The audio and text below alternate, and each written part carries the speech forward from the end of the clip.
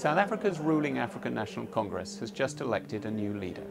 And this new leader offers hope that the last decade or so of increasing drift under the ANC, and this is drift, bear in mind, in the continent's mightiest economy, could come to an end.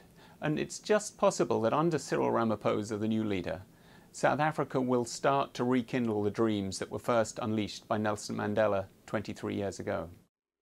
So Cyril Ramaphosa is an astonishing figure, astonishing in as much as he's waited since 1994 for this role. Nelson Mandela, on taking over South Africa and ending white minority rule, had wanted Mr. Ramaphosa to be his successor, but he was overruled by the party. And Ramaphosa has waited 23 years now for this moment.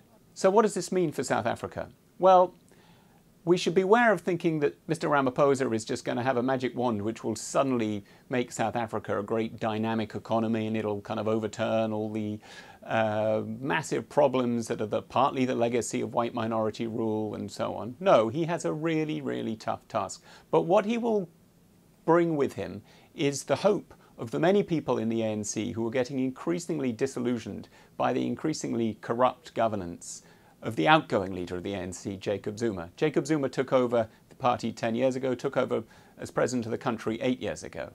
Now Cyril Ramaphosa has a chance to become the next president of South Africa in elections in 18 months' time. But to do that, he has to convince an increasingly skeptical population that actually the ANC can regenerate itself, it can get to grips with the problems besetting the economy and society, and actually govern for the people and not just for the party.